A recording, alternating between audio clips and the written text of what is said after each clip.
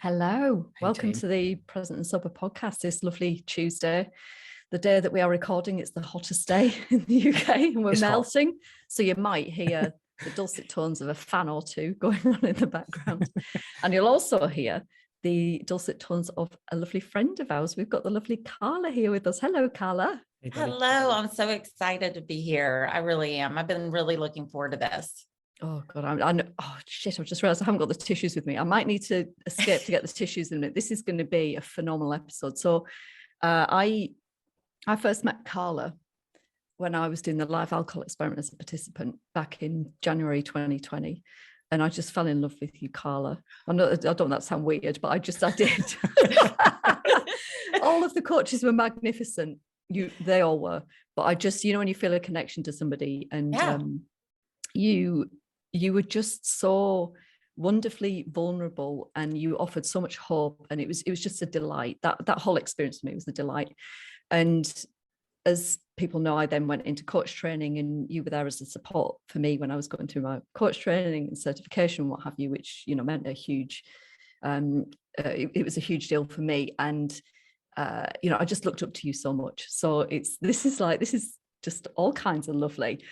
And I'm so excited that you're here because you've got your new book coming out.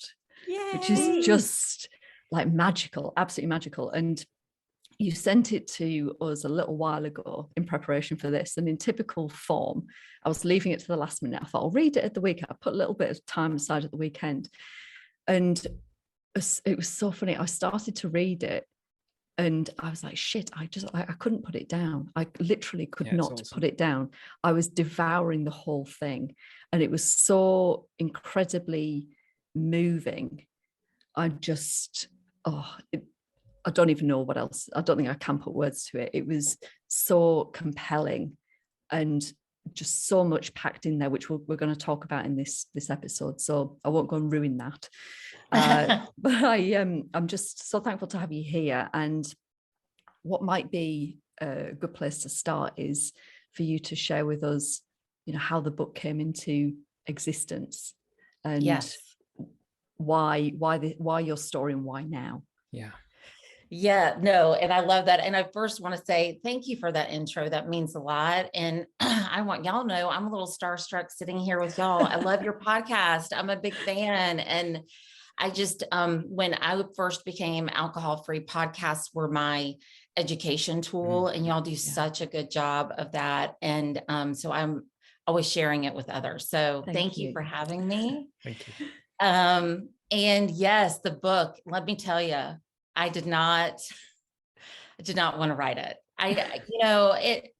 It was very scary. And, I'll probably mention a few times I work with my own coach, Lorna Wilson, and I always think every coach needs a coach. And at first I was really working on a course because that was my comfort zone. And looking back, I can tell because I could still sit back and control my narrative a little bit. Yeah. And when working with Lorna, it was really where we started to dig into my whole story and really push to those places where I wanted to keep those doors shut. And after working on that, talking about my diagnosis of cirrhosis, something that I swore, and I talk about this in the book, and coaches training, Annie had mentioned, where's the place that you're not clear? Because basically you need to look there. And I remember to my core feeling I will never discuss that. I was totally comfortable talking about my anxiety, but not my diagnosis. It had, I carried a lot of shame about that. And so clearly I needed to work there. And I worked on a course for a while, and I have a lot of, a strong desire to communicate with healthcare providers because of my story. And I remember one of my doctors that I'm close with, she actually wrote the afterword of the book. She said, Karla, people need to hear why they need to take your course. Like you've got, she said it this way, you've got some serious street cred. Okay. They need to hear about your journey to say, oh, I want to hear about how she did it, and then go from there. and that I knew it deep down, but I was scared. And then the pandemic hit, and seeing how just alcohol took off. I mean, the memes and all that, they're always there, right? But just really took off with even it becoming, an essential thing. So for people to go get at stores and all of the things. And, but then hearing about the rise of liver disease during that time and the specific impact on young women. And there was just this bubble inside of me, this energy where I knew I wasn't going to be able to stop it, because I was like, I just want to share. And because if my story can help someone else, then it's 100% worth it. So it was a combination of, being on this health journey for a while. I'm really excited. The book officially launches September 7th. September 8th will be 8 years for me. Wow. And so it's really, I love numbers and all that. And it's just really symbolic for me of just the journey of healing and freedom. And I needed to heal. And I needed all that time to be able to tell it all. So it was a couple of different things working, but definitely the pandemic and just seeing what was happening. Really just, I knew I couldn't be silent any longer. Yeah, it's so interesting. We did a couple of episodes where we talked about the comfort crisis. And I know for myself, like whenever anything is intensely uncomfortable, then all I have to do is to think about the people that I'm talking to, my purpose. And it's not to say that it necessarily takes the nerves away. You can still have like the physical feeling of it, but it has a completely different light cast on it. And just as you say, like that is so critical. Like what happened with the pandemic and just as you said, like for women, I don't know whether I felt it more acutely being a woman and being a mother, but I'm not saying that men didn't have a difficult time. Believe me, it's there too. Yeah, but people's drinking really changed and took on a different tone. And fortunately for some, that meant complete abstinence, but not necessarily being happy, but just knowing that they couldn't, like it and that would have been me, and I was bumping right up against it. So it was the live alcohol experiment in January 2020. That was right before the pandemic. Now, if I hadn't have done that and I was still drinking, I would have been right in the middle of that. And it's one of the things that I think is so important that we want to get out of this conversation is that it's not like, and part of the reason that we put the podcast together, it's not like there are different types of people here. It's not like, these things affect certain people, or you've got to like, what's the magic amount to drink? Like it doesn't work like that. It doesn't work like that. And one of the really lovely things that is right at the beginning of your book is where you, my husband's about to come and interrupt me with some shopping. One of the things that you write about right at the beginning is freedom from alcohol is very real. And for like those words are so important because like I don't have to think too far back, and I just would never have believed that was even possible. And to hear that coming from somebody with this kind of a story, I think is just like it. Going back to the discomfort, however uncomfortable you are, like it, I can understand that feeling, that groundswell that you feel like it has to come out. Yes. And there's so many important things here. One, there's not a special number, of, okay, you drink this amount. There's not this certain equation that, okay, this equals this, and then you're going to get sick. It doesn't look like that. I learned that the hard way. And another thing that is powerful, and one of my favorite things in the book is the foreword written by my physician. Yes. Yeah. I mean, I just feel like you can stop there. She is so important in my story, and both of my physicians are. but just really taking the time to educate me, to see me in that shame cycle, and to really help me understand, this happens. Like, they see people that, have a few glasses of wine a night and end up with hepatitis, or people that drink like themselves until they're pickled and they're still walking around just fine. Like there's not a certain person. And I feel like this, we're all playing this game of Russian roulette, just playing around with alcohol, not realizing the truth behind it, the truth of what it is, what it does to our bodies. And also, I felt the need to have a healthy face on the other side of addiction. I think it tends to be a really dark world. And it was one of my light bulb moments with my physician, where she really sat down and she now calls it therapeutic empathy, something that she was taught not to do in medical school, but decided to do differently with me. And she saw the impact that it had, because just somebody sitting down with you and saying, listen, you can do this. And this is my journey. This is what I've seen alcohol do. And you don't have to drink anymore. You don't have to do this. And there was just this light bulb that went off. I was like, here's this young professional woman, beautiful, smart, intelligent woman. And she's telling me that she doesn't drink for these reasons. And it just was like, I remember sitting there going, I want to do this for somebody one day. Like here I was completely yellow in the hospital, like, and she just that moment. And I was like, I'm going to do this. And that was really powerful. But it's important for people to know, because I think another thing that people ask me right off the bat, and I understand why they're asking it. I totally do. So I want to say that up front. But when I'm coaching in big groups, is how much were you drinking? How much? They want to know specifics. And I know why they're doing that. I would have done the same thing, because I would be checking with myself, say, okay, well, she was doing that. So I'm in the clear. And so I try and be very honest about what drinking and the amount that I was drinking by just telling my story, but not getting into specifics, because the comparison game in this journey can be a really dangerous one.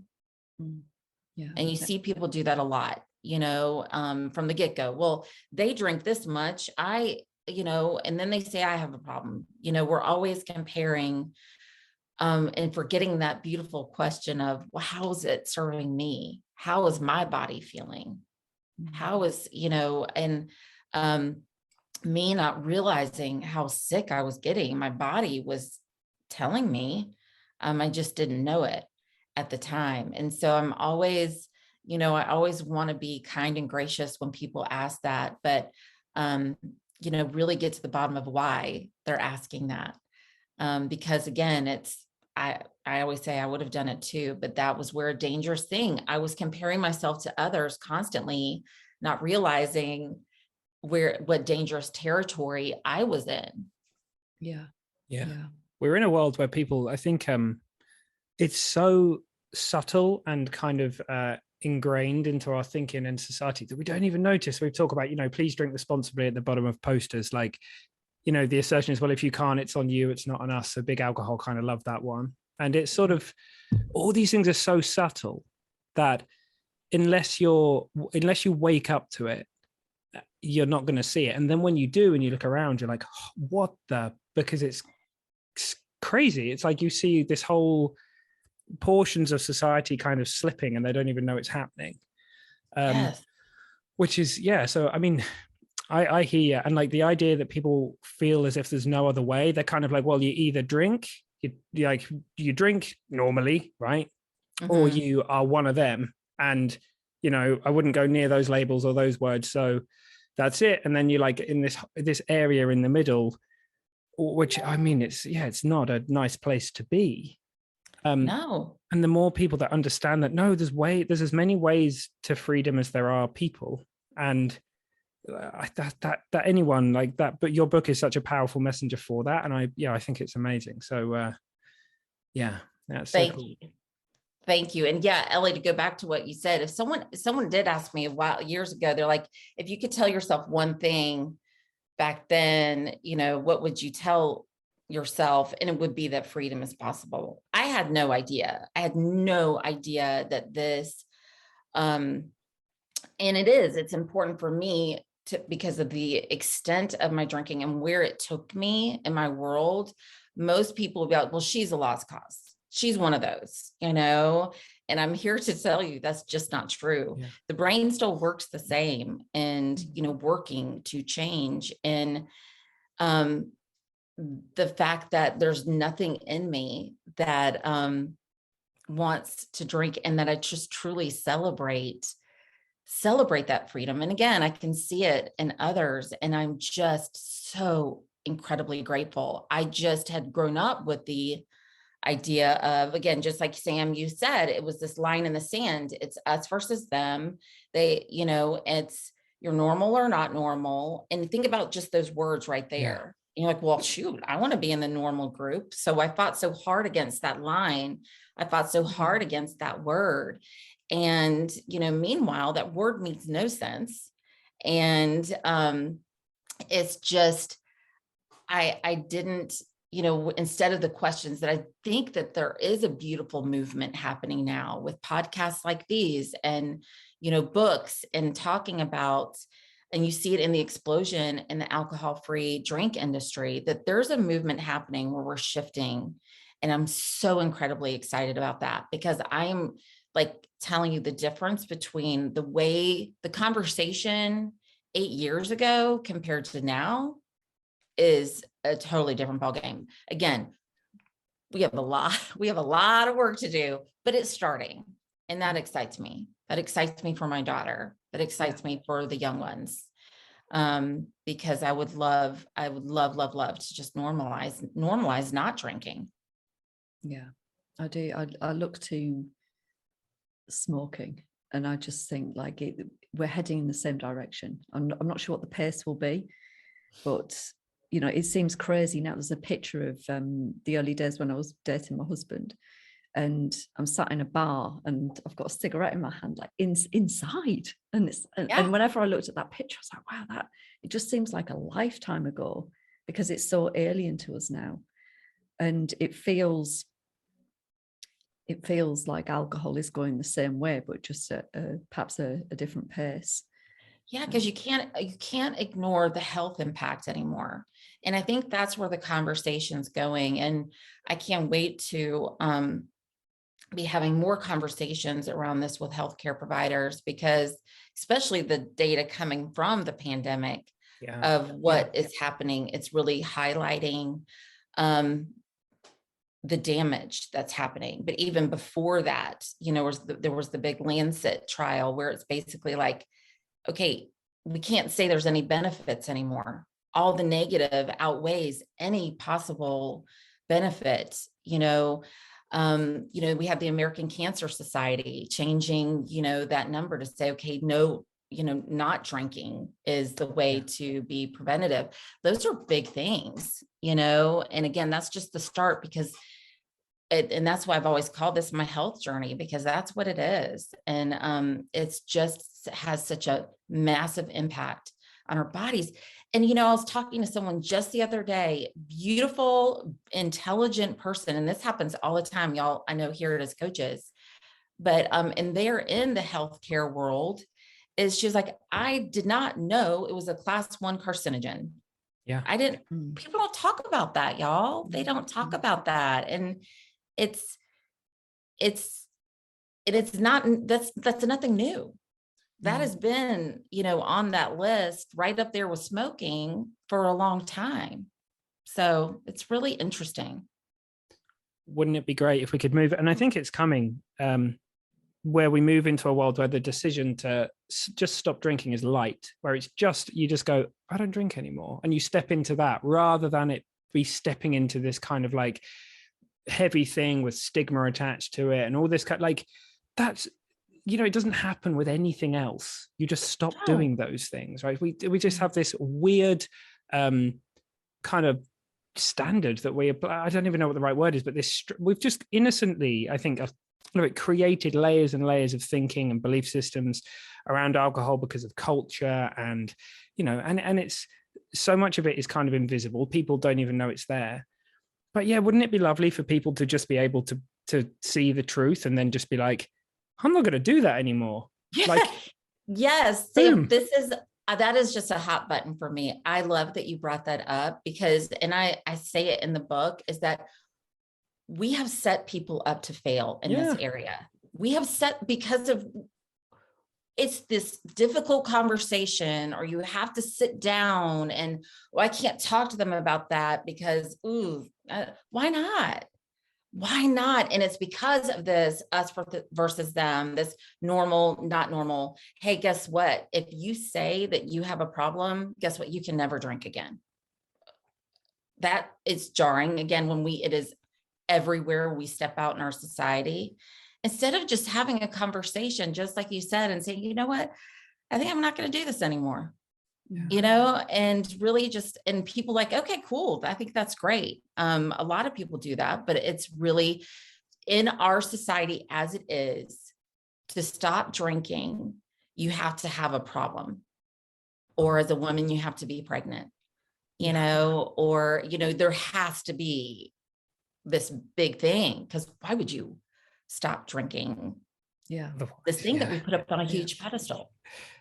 There was a part in the book where you talk about like the scenario of being offered a drink, and you say, I'll have a water or whatever, and it's like, well, are you not going to have, you don't want a glass of wine, you're not going to have a glass of wine.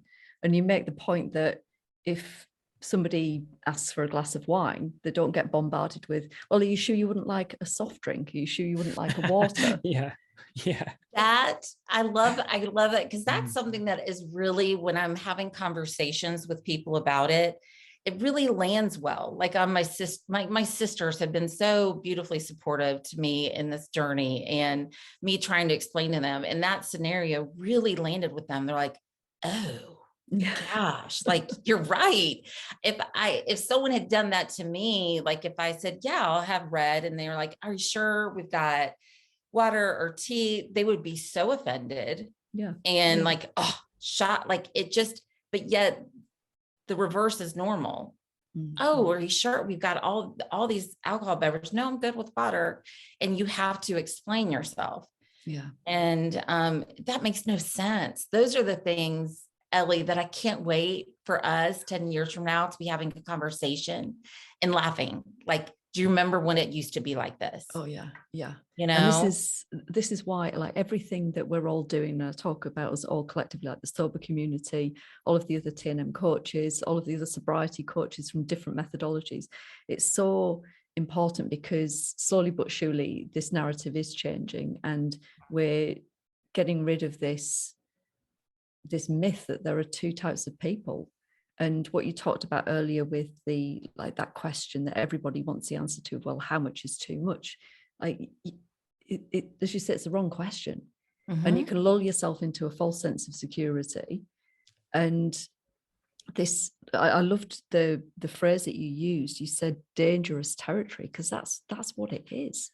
And Sam's dying to say something, but what would be really, I think, helpful, once Sam said what he wants to say, is to talk. I would really like our listeners to have a little bit more of your background in terms of like the early part of your story, and then that the chapter yellow for me is kind of like a massive, like, slap around the chops. Like I can feel it welling up, like just everything falls out from underneath you. I would love to just be able to give a little bit more context behind what we're talking about. But what do you want to say, Sam? No, I'm super excited to hear that as well, because I like we'll talk more about that chapter in the book. But no, just that if you think about, with smoking, we have a different paradigm in the way that we think about it. We don't think about it in terms of how much do I need to drink over a length of time to end up somewhere. Everyone knows one cigarette, right? It's one cigarette, but it's toxic. And with everyone you'd like, you know, it is Russian roulette every time. Who knows? For some people, it might trigger something after like not very, very many. For some people, it may be chain smoking. So the way we think about it's different. And the studies that are happening around moderate drinking now, slowly but surely it's shifting to that with drinking, so that people can see like, oh, so like 1 glass of wine a night, actually that increases my chance of breast cancer by this much, or this by this much. So the paradigm is shifting away from one of like, what kind of person I need to be and what kind of drinker I need to be, into, no, it's a drug and it does this and it doesn't do that. And this is the reality and this is the risk, and there's risk for everybody. So you do what you want to do with that. And personally, I think I'm all power for people choosing what they want to do. If you've got the information and you choose to smoke or drink or use drugs, that is your stuff. I've honestly got no opinion in demonizing anything, but you've got to know, you've got to make those decisions based on truth and based on the facts, right? And part of it is people don't have the information, right? Yeah. So many times I hear people say like, well, I've had my blood work done and, you know, my liver function is showing as okay, right? But have you had it scanned? Yeah. So there was a documentary a guy called Adrian Charles did here in the UK. It's called Drinkers Like Me. And you can imagine what was going on in that documentary. Like he was contemplating, well, how can you drink within the, you know, guidelines? Because it's such a minute amount. Not like nobody drinks like that. So this is kind of the context of it. And he didn't, on the face of it, didn't seem to be drinking excessively. He was drinking beyond the guidelines and really struggling to, he could bring his drinking down, but again was miserable and missing out and all the rest of it. But there was a really poignant part of that documentary where he'd had blood work done, liver function's okay, and then he had it scanned. And he came out and he looked white because he'd been delivered this news of the state that his liver was in. And this is the problem. Like we might have some of the information, like, you know, I would have been right in confirmation bias, looking for all of the reasons why it's okay to drink, not really wanting to hear about it being a carcinogen, it being a poison and all of those things. But you know, like deep down, you know, you're freaking kidding yourself, because you can't cut yourself open and have a look and see what's going on inside. And it's like nobody's immune.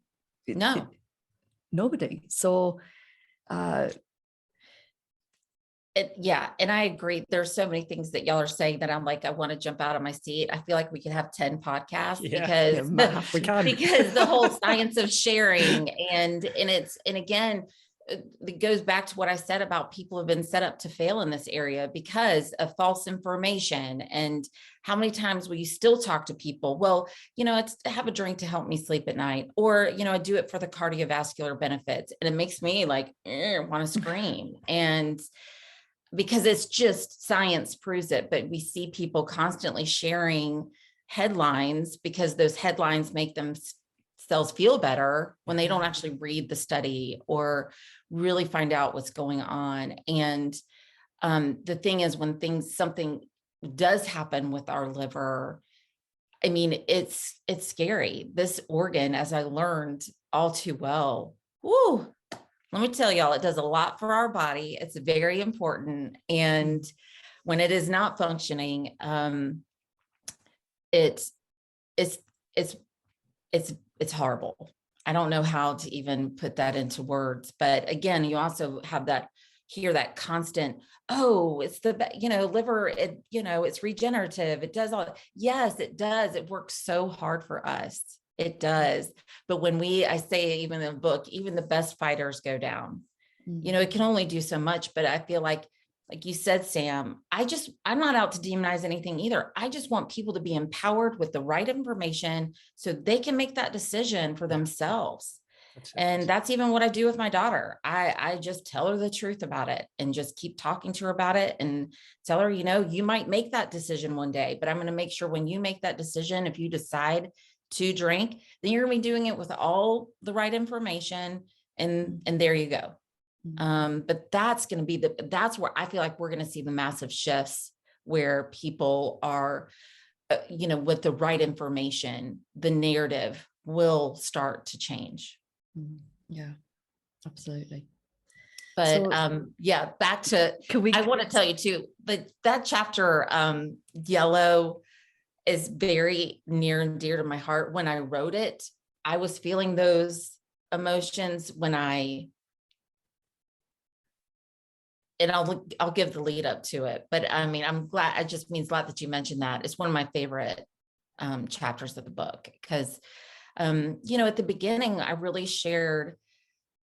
wanted to share a piece of me, and that was hard because I talk about, some big things that happened to me in my life. But again, in thinking about the perspective, I wanted the reader, and the reader's multiple people, right?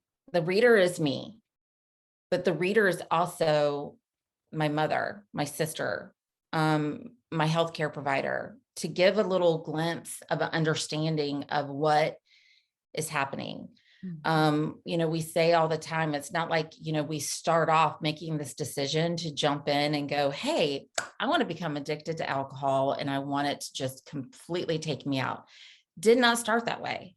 I talk a lot about, in the beginning of the book, about my anxiety. Anxiety was something that was very real for me. And again, that was the part of my story that I was comfortable sharing, because I feel like we've come a long way in this area with understanding anxiety, talking about it and sharing. It wasn't the case that so much when I was struggling with it. But the problem with my drinking is it looked very normal, because again, we hear people about, oh, they're going to college, they're supposed to be drinking. That's supposed to be happening. I worked at a bar. I did, it's just, that's normal, right? I'm putting air quotes out there to people that are listening, but we send our kids off into this place. And, everything that I've learned now about alcohol, that's a whole other podcast that we could talk about, is, oh my gosh, the dangers of knowing what we know, but yet we're going to send our young ones out that are still, their brains are still forming, and say, oh, okay, drinking is normal. And that's just what happens. And so I just, again, had that mindset. I had the mindset of, this is normal. I'm in college. I also had the mindset, Sam, that I was like, well, I'm not one of those. So, I'm good. But what started to happen in college, because my anxiety was so intense, and I really struggled. I talked about how anxiety really started to weave its way through my life, and it started to impact me in classes, grocery stores, driving, you name it. And it was miserable. And I found at the beginning that alcohol truly helped with making me feel normal, felt a little normal. Well, it was even reinforced by your doctor at the time, wasn't it? Oh, yes. I talked about, because I have this benign essential tremors. And, it's where you have this shake to your hand. But with my anxiety, it would just amplify it so much, which again, added to my anxiety in grocery stores, driving, because I would be shaking. So one of the things when doctors were diagnosing that I had these essential tremors, where they asked me the question, like, and this is a neurologist, it wasn't just someone at an urgent care down the street. It was, a neurologist. So it's his specialty. And he's like, do your tremors stop when you drink? And I thought, oh my gosh. Yeah. Cause it did. Drinking stopped that shake to my hand. And this is a different shake. This isn't a shake that is associated with drinking. It just was always there. And would get really bad if I was having a panic attack. And he was like, okay, well, just then have a few drinks. And I remember sitting there on that table feeling so defeated, because I think we talk about that, knowing things deep down. I knew at that time, deep down, I didn't like how I was drinking. And I like to say that because I was giving alcohol a job in my life, yeah. And I think that's important to talk about. It was filling a role. I had hired it to, you know what? I'm really tired of feeling up here at a 10. I really want to feel calm. And so alcohol got that job. And we all know as coaches and knowledge around this is that will work initially. And that's the teaser. That's the hard part, is that it does work. So then, social events, I would, like, oh, okay, well, I'll, have a few drinks. But again, we're all talking, this is all very normal things to do in college. And so, but if I look back now, that's really where it was starting to get a hook because of the jobs, and because the problem is then I associated, okay, anxiety, I've got my tool for that. Yeah. I'm good. And again, speaking of dangerous territory, that's dangerous territory. And that's so important for people to know, because how many times do we say to people, or do you hear, oh, just relax, go have a drink? Again, it's that normalized conversation that people don't know what they're really talking about. I had no idea that, alcohol was, a depressant and a stimulant. I didn't know that. I didn't know that it was actually amplifying my anxiety on the tail end. No clue. I did not know that until after I stopped drinking. After all that time, I remember just being clueless. And, but I wanted to know where my anxiety went. And because that was my biggest thing that stopped me from stopping drinking. It was like, you can't, because that is the only thing that helps me with my anxiety. And so it really, and when we give it jobs, I think that's where alcohol, just like anxiety, started weaving its way into my life. And, being a professional and working, I was good at what I did. And, I was able to put on a good face and, pretend to the world that all was fine. But I also knew I couldn't wait to get home and have that drink. So I could feel better, relax, disconnect, all of those things. And I think another important thing to note here is that my anxiety really, because anxiety looks and presents differently for everybody. For me, it really, really made me physically sick. There was so many times that, it would actually, with the shaking, the fatigue, it would make me vomit. So it was very confusing to me. Once I didn't know the difference between alcohol making me sick and anxiety making me sick. And, I think it was another one of those deep down things that I always blamed it on my anxiety, but deep down was worried, like, okay, I didn't know what was what anymore. It's a real double bind. I hear a lot of myself in your story, in the sense that when I was a teenager, I had quite strong OCD, and alcohol was when my brain just went, and yeah.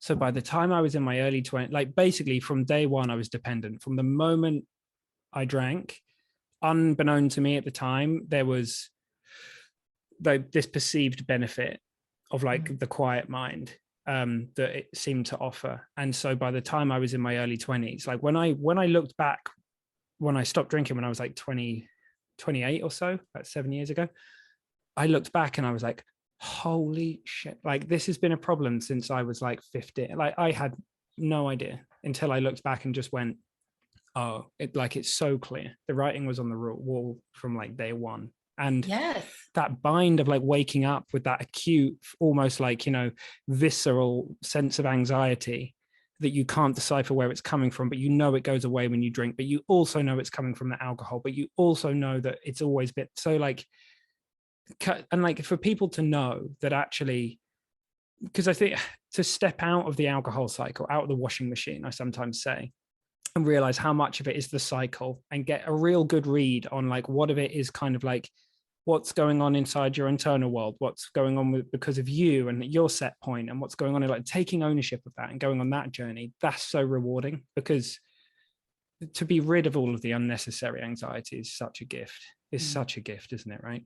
Oh, it's another layer of that freedom that that I experienced once I stopped and got out of, I love that, getting out of the washing machine. I think it's important to note too, like, it's not, I was seeking help throughout this whole time. Like, I would go to counselors, I would go, and it was all about my anxiety. We never really talked about drinking.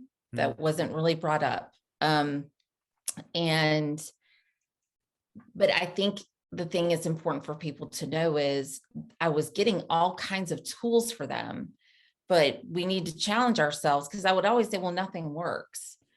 Well, I wasn't really allowing anything to work, because when we're throwing basically gasoline on a fire, so, the fire is the anxiety, and I'm throwing gasoline on that. No, my breathing techniques are not going to work as well, because I'm not just your nervous system, and, even medicine, this is when I definitely, clearly my subconscious, I knew I didn't like my drinking, because I didn't want to combine medicine and alcohol. I just kept my medicine of alcohol on board. But I really didn't allow things to work. So I always encourage people, because as much as I talk about the relief that I felt when I stopped drinking from anxiety, it didn't mean that I didn't need to work on it still.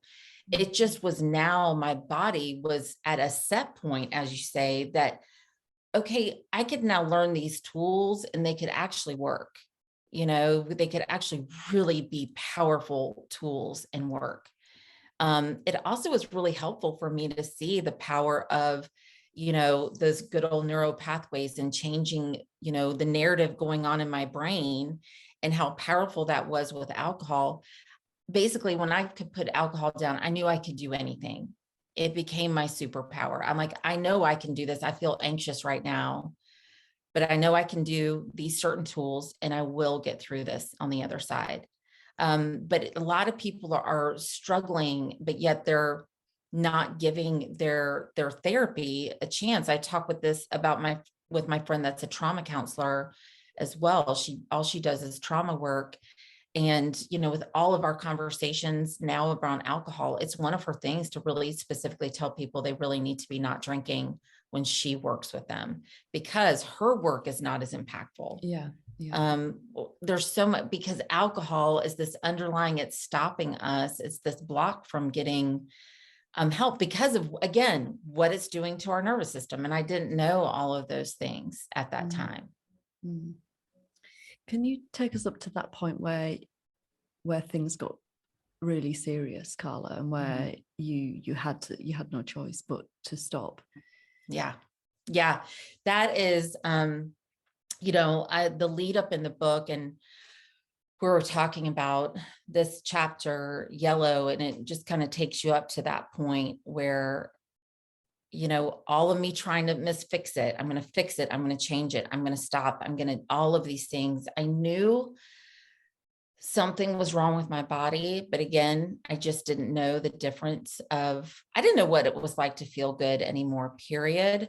But the severity of what was happening. And clearly I knew some things, about the liver from my good old Google researches. I called it Dr. Google. You hear about the yellow, hence the name of the chapter. And I used to do this thing, and I'm so glad I actually shared it in a big path group once. And I got all of these messages afterwards. It was these me too. And I'm like, I'm glad I did that. But it basically, I would get in my car getting ready for work, and I would look at the whites of my eyes to see if I saw yellow. Again, talk about the insanity. Clearly my body is telling me this is not good. You're looking for signs of your liver being in trouble, yet not, doing anything about your drinking.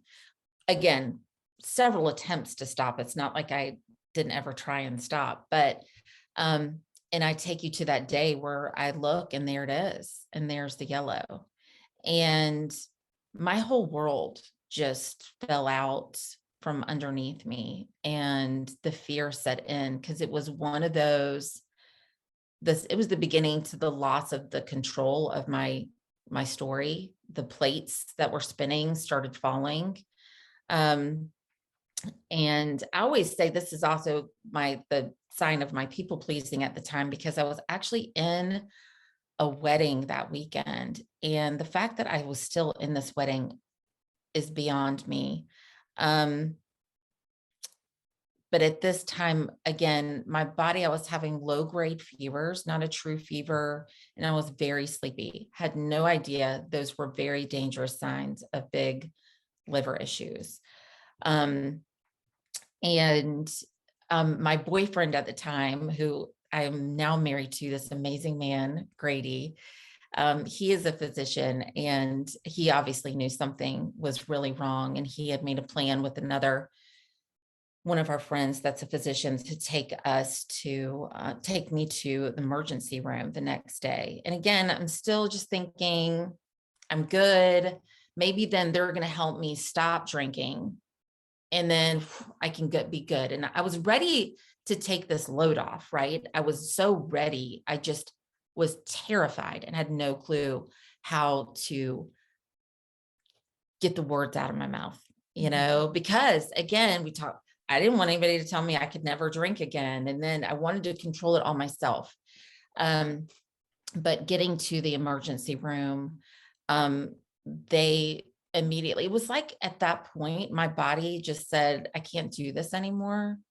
And my whole body started turning yellow. And from that emergency room, they took me by ambulance to the Medical University of South Carolina, which is in Charleston. It's a big hospital system here. And at that point, I remember I was very acutely sick, and they were trying to figure out what was going on. And I think because of Grady and just the safety, they knew if I did go home that I would go get blood work. So I was there for 2 days, and then they let me go home. Again, I'm not drinking. So I'm thinking, thank goodness. Okay, I'm in the clear. My body's going to start healing. I'm good to go. But I was not. I did as they told me, and I went and got blood work. My friend took me, and I'll never forget, like my body was just morphing into something I didn't recognize. The yellow, then the swelling, and my belly was just growing. I didn't know at that time that was just fluid retention called ascites. And got my blood work done, went home and went to sleep because I just wanted to sleep. And my phone was ringing, and this is just one of my, like, again, my moments that is very, it's very emotional to talk about, because I saw the phone ringing, and it actually was Dr. Jofflin who wrote the foreword of the book. And she said, my last name at that point was Kephart. She's like, is this Miss Kephart? Karla, are you okay? She had clearly gotten my lab results back, and they come back as physicians when someone gets their lab work done and it's a critical level, they get them immediately. They get the call from the lab, they immediately call. And so she was calling me. And I was in this haze of sleep, and she said, are you okay? And I said, I think I'm dying. And she said, I think you are too.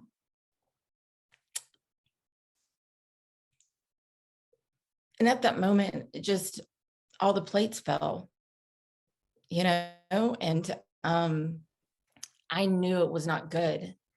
And this is why I'm so passionate about people talking about it. And I know it's scary. I do. I know it's scary to have that conversation. But sometimes we get to this point of our stories where we don't have the ability to turn back and make changes anymore. My body was shutting down, and I was in liver failure. So the organ was just not working. And the other hit is when she said, can you get here? If not, I'm going to send an ambulance to you. And again, it was this whoosh of the seriousness of what was happening. Grady immediately came, my parents came immediately over and went down to Charleston. And that's where, you know, the journey began. I was there for 2 weeks, and it's really hard to explain. Again, there was nothing they could do. There was nothing they could do. They could give me some little bit of medicine, but I was so acutely ill that there is a waiting game to see if your liver starts to show signs of kicking back in. And sadly, I've been in the position to share this exact story with someone that I was able to work with. And I told her, beautiful, beautiful woman. I was like, my liver, it started to come back for me. It started to come back, but sometimes it doesn't. And there would be nothing that they could do in that moment. They cannot do anything to save you at that time. And she unfortunately did not listen. She wanted to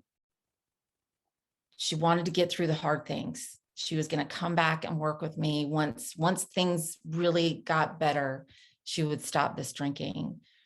And I remember getting word, and it really just slamming me, because there was no difference between she and I. There was no difference, except hers didn't start back. And there was nothing they can do. And so that's why I feel, again, so passionate about sharing this. I'm not blowing off the fact that it's scary, and it's scary to talk about, and it's scary to talk to your physician, and it's scary to get those numbers. But man, once you do, knowledge is power. And I do not want people to be in the position that I was, and to just be praying, please let it start working.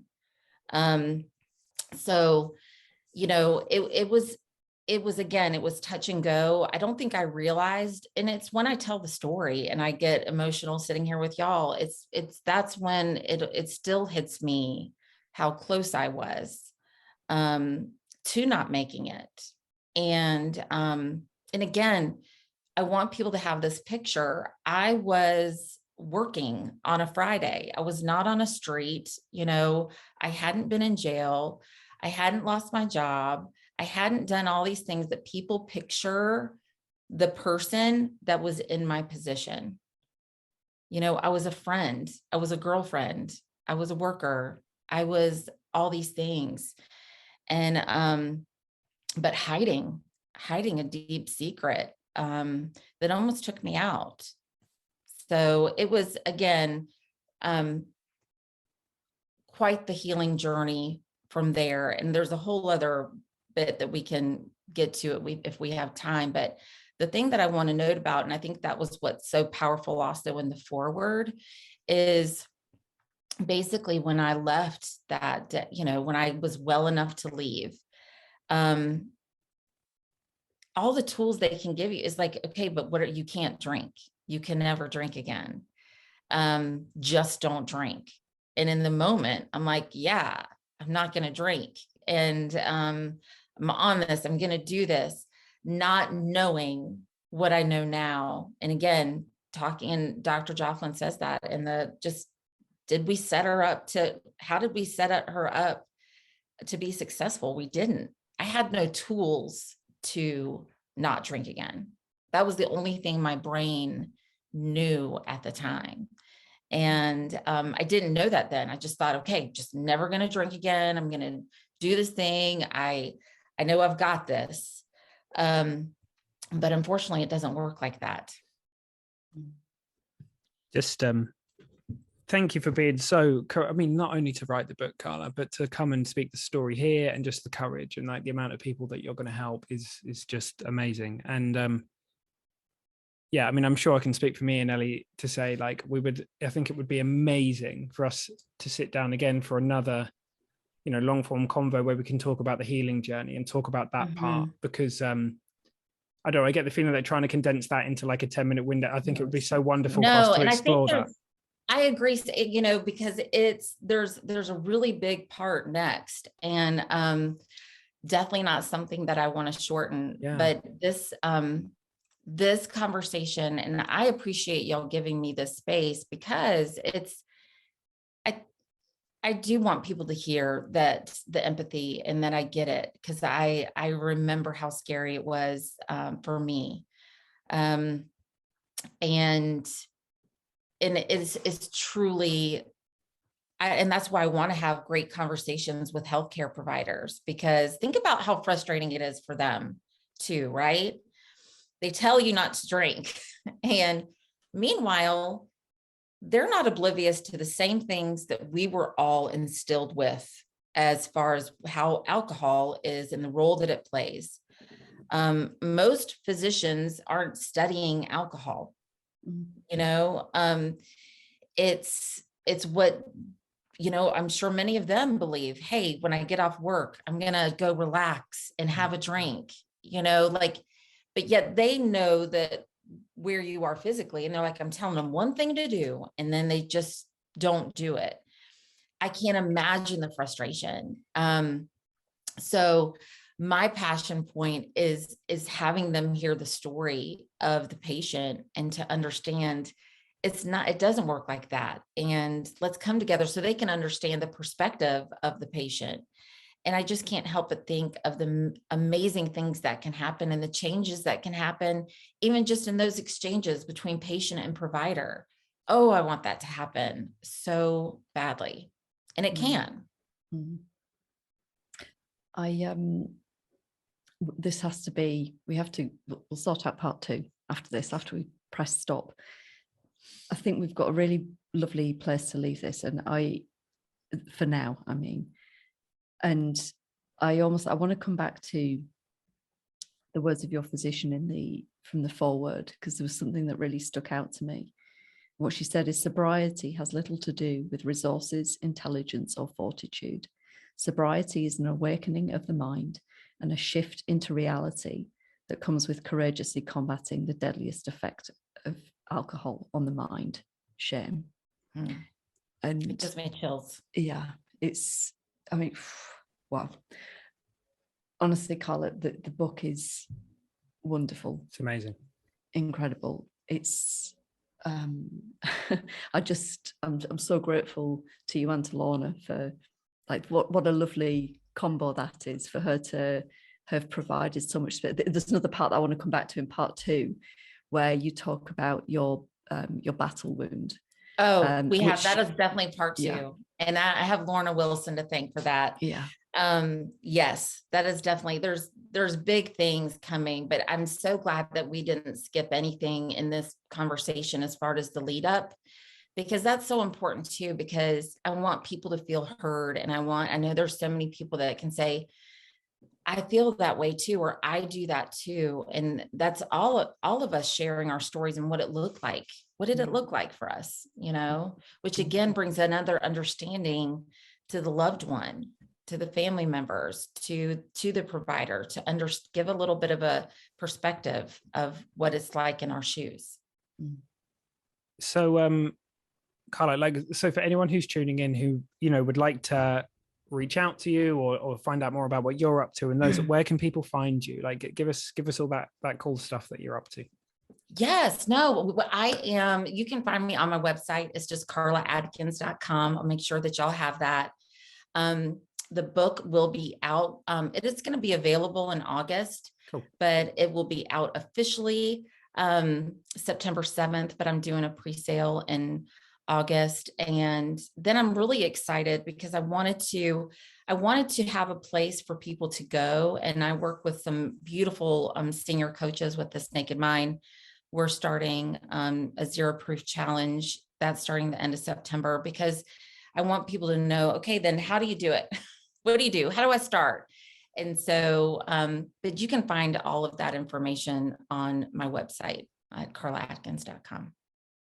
And the book, I'm not sure we've said the title. The title of the book is And She Came Tumbling Down. Yes. And She Came Tumbling Down. I'll be I'll put that in the intro. Okay. Yeah, definitely. So don't worry about that. Well, look, thanks again for coming on. And I thought, we're super excited for part 2. And I know our listeners will be as well, Karla. So thanks so much for coming on. Thank you so much. Thank you for your time. I look forward to it. Thank you, Karla. Mm-hmm. Lots of love.